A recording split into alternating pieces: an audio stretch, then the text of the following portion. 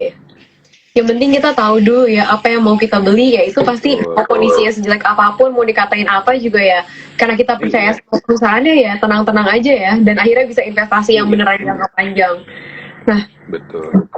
Nah, tapi gimana sih caranya kita memilih saham sekarang ini nih, apalagi di kondisi sekarang ini? Mungkin kita agak takut-takut juga ya untuk masuk saham. Kebanyakan kita pengennya mungkin risk cash atau pindahin ke instrumen yang lebih aman gitu ya, risiko yang lebih rendah. Karena mungkin banyak juga nih yang nggak kuat lihat fluktuasi dari market kita saat ini.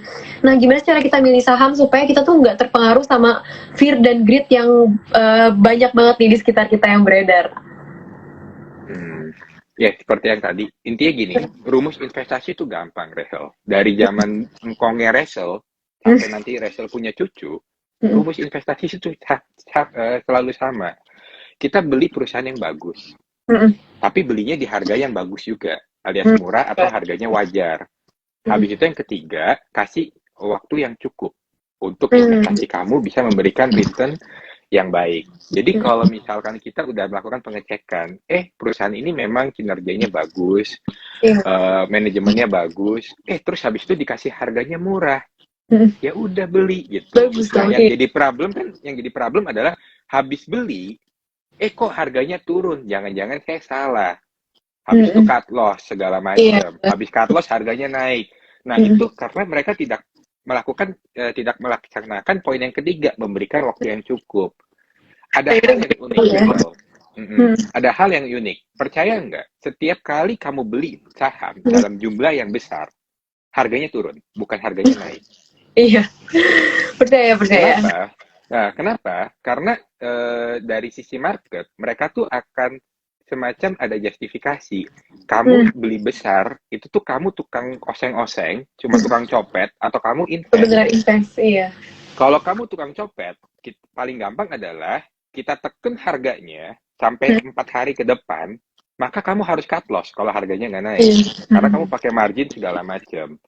Tapi kalau misalkan kamu investor, habis itu ditekan kamu ambil, ditekan kamu ambil, ditekan kamu makan terus, yang nekannya juga takut kehilangan barang. Iya. Maka ya udah gitu, nggak usah peduli dengan penurunan harga sesaat, selama kamu tahu apa yang kamu beli. Jadi kalau Iya. misalkan dikasih diskon, ditekan terus, makan aja terus. Itu.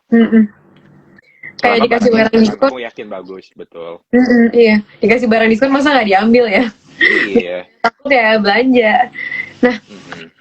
kalau misalkan sekarang ini nih kan banyak banget berita-berita soal resesi tadi dan yang lain-lain lah, kayak tahun depan bakalan jelek, bakal crash dan lain-lain. Itu tuh sebenarnya gimana sih cara kita ngadepinnya? Gimana cara kita yakin nih sama kondisi ekonomi negara kita sendiri gitu?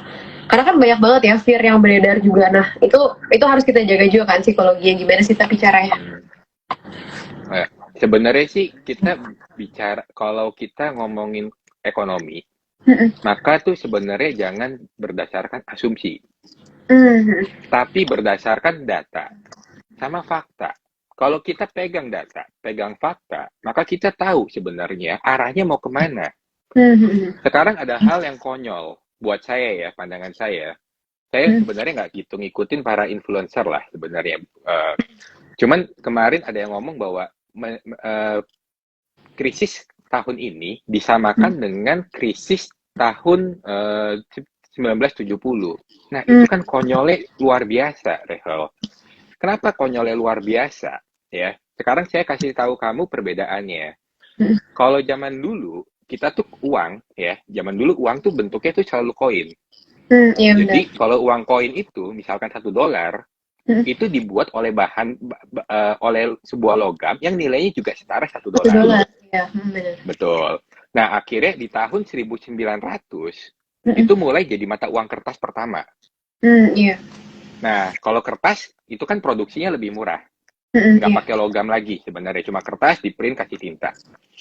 Nah, akhirnya uang kertas ini mulai terkenal, mulai semua negara pakai. Nah, akhirnya ada suatu perjanjian, namanya perjanjian Bretton Woods. Saya lupa tahun berapa, mungkin tahun 44 lah.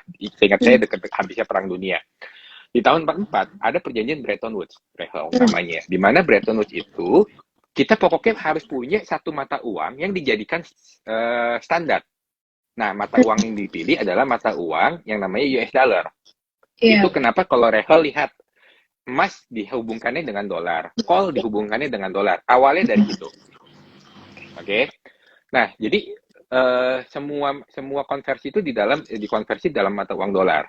Yang bikin rusuh adalah di tahun 70 ada presiden Amerika yang luar biasa kepintaran, namanya Nixon.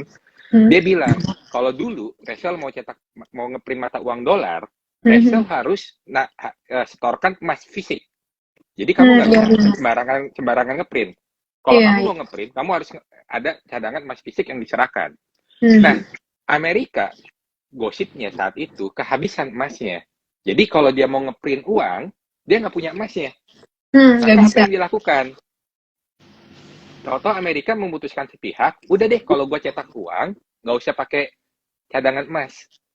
Nah, itulah kenapa ketika tahun 70-an, cetak uang itu menjadi besar. Untuk pertama kali itu menjadi jauh lebih besar.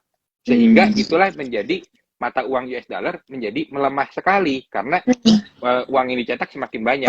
Harga komoditas menjadi tinggi. Barang bahan baku naik, tapi uangnya jadi lemah. Nah, itulah awal mulanya printing money itu menjadi luar biasa besar. Jadi sejarahnya di situ. Nah, sekarang apakah kita ketika kemarin krisis, printing money kita tuh sebenarnya tambah parah nggak? Parah. Kita ngeprint yang sangat banyak. Cuma sekarang itu kita tuh sudah terbiasa dengan masalah itu, Rehel. Jadi ibaratnya nih, saya sekarang kan nggak terlalu gendut, Rehel. Berat saya misalkan 75. Nah, suatu ketika, misalkan setelah 6 bulan lagi, saya lagi stres, makan terus, berat saya jadi 130. Rehel sama saya lagi. Kaget dong lihat saya. Iya, beda. Kok jadi gendut, kok jadi besar gitu ya, jadi cabi. Nah, tapi habis itu kita live segala macam. Rehel mungkin khawatir, waduh jangan Pak Thomas nanti obesitas, liver, segala macam. 1 tahun ke depan, saya stres lagi. Saya makan lagi yang banyak. Berat saya naik dari 125 ke 150. Tapi saya tambah gendut, saya tambah cabi. Tapi Rehel nggak akan khawatir seperti yang sebelumnya. Karena udah terbiasa gitu. Nah, kita tuh lagi seperti itu sebenarnya. Jadi sistem ekonomi dunia itu tuh udah kalau bahasa saya ya, udah nggak bisa diperbaikin lah. Kita akan ngeprint money, kita akan selalu printing money. Itu udah pasti. Jadi siklusnya akan selalu terjadi. Resesi gitu ya, inflasinya tinggi, habis itu kita printing money dan memberikan stimulus, ekonominya membaik. Nanti berapa tahun lagi ini terjadi. Makanya kenapa ada siklus 5 tahunan, siklus 10 tahunan, sejarahnya itu kurang lebih seperti ini. Jadi agak konyol lah kalau kita menyamakan krisis sekarang seperti 70. Saya sih nggak setuju. Itu. Nah, sehingga kalau kamu tahu hal-hal kayak gini, maka kamu akan tahu sebenarnya ke depan tuh ekonomi baik-baik aja. Ya kita memang lagi ada penampilan sekarang. Iya. Tapi ya sebenarnya akan baik-baik aja kok. Saya percaya di tahun depan yang bilang separah itu ya? akan bilang oh enggak, kita baik-baik aja itu. Berarti kan emang ini tuh sebenarnya siklusnya aja ya, lagi siklusnya lagi kayak gini gitu ya. Emang udah seharusnya terjadi. Dan bisa dibilang kayak Indonesia udah dihadapin sama, pertama dihantam sama COVID, terus ada perang dan lain-lain juga, ekonomi kita baik-baik aja gitu, nggak pernah sampai yang gimana banget gitu. Jadi ya untuk tahun depan bisa dibilang nggak usah terlalu khawatir gimana lah ya. Iya. Nah, bahkan sebelum akhir tahun dolar akan turun kok, percaya. Iya, nggak akan 12.400 ya terakhir. Oh ya nggak 12.000 enggak, tapi 15.000 lewat lah, kembali ke 14.000, percaya saya. Oke. Berarti kita baik-baik aja. Saya intinya. Nah, tapi sekarang ini gimana sih caranya kita tuh bisa manfaatin momentum? Apalagi mungkin banyak juga ya yang baru belajar tuh mungkin awal-awal COVID gitu kan, jadi belum terlalu lama di market dan belum terlalu biasa juga ngadepin masalah-masalah yang kayak gini. Itu ada tips ya sih? Gimana sih cara kita manfaatin momentum di kondisi yang kayak gini? Saat ini nih sebenarnya ya, Rachel ya. Jadi kalau saya bilang, percaya mungkin di tahun depan tuh banyak muncul influencer baru lah. Karena mereka bisa mendapatkan profit yang bagus ketika karena beli di saat ini. Ya. Jadi kalau sekarang maksudnya justru sekarang tuh kayak kita tuh tahun 2020. Dimana ketika kamu beli barang karena lagi harganya menarik, ya. Itu naik, jadi kita bisa dapatkan return yang bagus sebenarnya. Nah, Ya kalau sekarang carinya perusahaan yang bagus, jangan perusahaan yang aneh-aneh gitu. Itu mungkin tips yang pertama ya. Karena kalau kamu beli perusahaan yang aneh-aneh, ya kamu kan lagi berspekulasi. Iya Kalau benar. perusahaan aneh-aneh kan kamu nggak bisa mengharapkan kinerjanya. Iya. Terus yang kedua, Kalau yang kuat. mungkin tahu juga lah ya, karena sekarang kan primadonanya perusahaan-perusahaan cyclical, kapal, Iya, iya. batu bara gitu ya. Ya teman-teman butuh paham juga bahwa namanya harga komoditas, harga jasa yang cyclical seperti itu nggak bisa selalu tinggi. Iya, karena muter Harga ya. yang naik terlalu tinggi pasti akan ada revisi juga gitu ya. Iya. Dan ketika itu terjadi revisi ya koreksi yaitu ya akan kinerjanya menurun dan akan berimpact kepada harga sahamnya juga sebenarnya. Jadi mungkin kalau sekarang kalau pandangan saya ya jangan terlalu overweight untuk ke perusahaan cyclical. Kita banyak perusahaan-perusahaan yang bagus, yang growth segala macam gitu ya. Ya harganya lagi dijual dengan harga yang sangat menarik saat ini, ya kita bisa ambil sih itu. Berarti Banyak pilihan. kira-kira sektor apa sih yang menarik itu? Karena cyclical kan kurang menarik ya. Apalagi padahal biasa di akhir tahun kebanyakan orang ngambilin saham cyclical kan karena mengharapkan ada yang window dressing dan biasanya sampai Januari itu masih naik gitu. Jadi sebenarnya sektor apa sih yang bagus sekarang tuh? Kita Q3 ya. Q3 consumer sama retail harusnya kehajar, Rachel, ketika laporan keuangan ini keluar. Jadi kalau menurut saya, kalau itu kehajar, padahal Q4 tuh mereka akan membaik sebenarnya. Iya. Ya itu bisa kita incer. Itu yang pertama. Yang kedua, itu kita baru hari ini, Bank Indonesia kan ada rapat ya.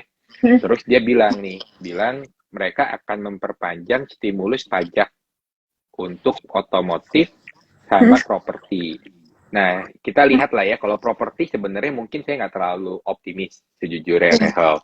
Tapi kalau untuk otomotif mungkin juga salah satu hal yang mungkin bisa dilihat ya, karena otomotif memang kita lihat di penjualan Q3 pun kelihatannya seingat saya datanya bagus harusnya nanti yang keluar gitu. Kalau properti mungkin saya untuk landed house, jadi landed house itu kayak rumah tapak, rumah gitu ya, atau apartemen mungkin saya masih belum berani karena demand-nya masih belum ada. Tetapi kalau kayak kawasan industri itu juga menarik sebenarnya. Kenapa? Karena pemodal asing tuh lagi pada masuk sebenarnya di Indonesia. Kalau pemodal asing masuk, kawasan industri itu menjadi salah satu yang sebenarnya dibutuhkan. Karena kan mereka butuh buka pabrik, butuh buka gudang, segala macam. Tapi ya itu sih sektor-sektor yang menurut saya menarik ya, consumer, retail, otomotif, ya kalau properti mungkin untuk kawasan industri lah ya, itu yang menarik. Dan banyaklah pilihan-pilihan yang menarik ya. Kalau mau main cyclical mungkin dibanding batu bara saya lebih berani untuk oil, untuk yang oil.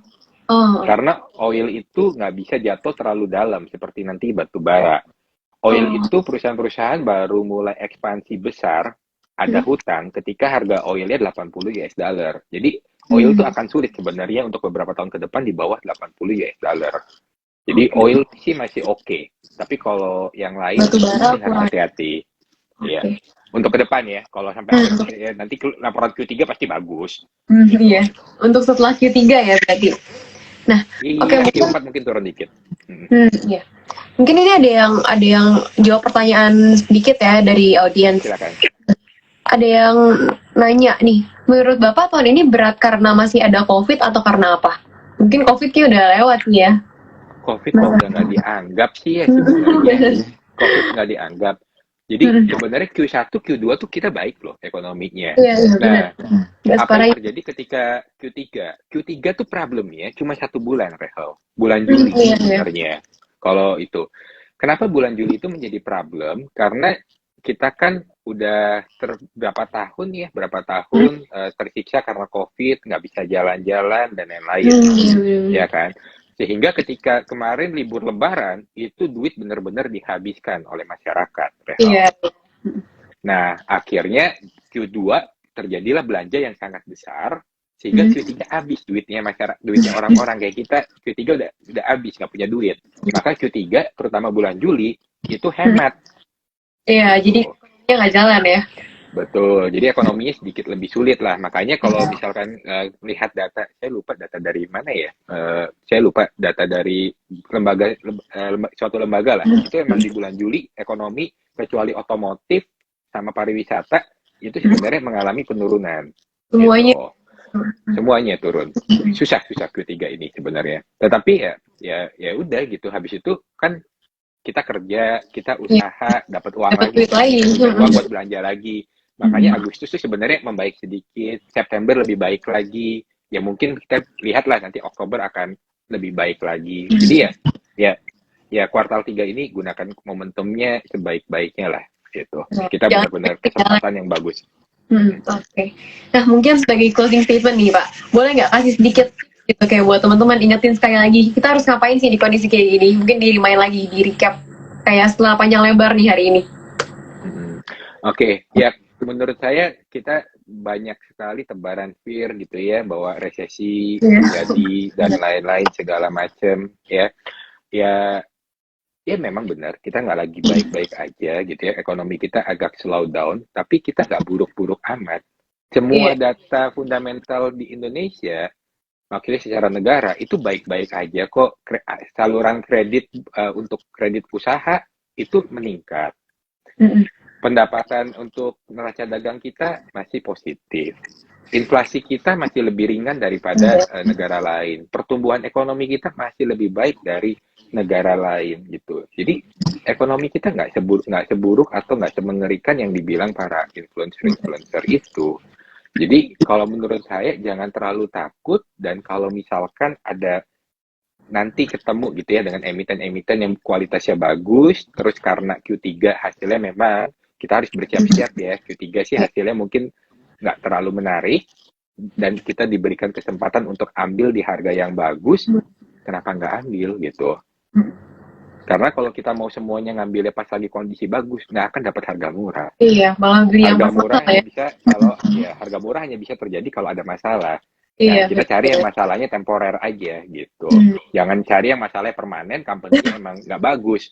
Nah, jadi nyangkut. Cari masalah. Iya. Ya, mungkin itu sih kalau dari saya. Oke deh, thank you banget nih Pak, hari ini dapetin kayak insight baru nih dari sisi lain gitu ya, di tengah semuanya tuh pada optimis gitu, ini akhirnya dapet yang positif, dapet yang optimis gitu.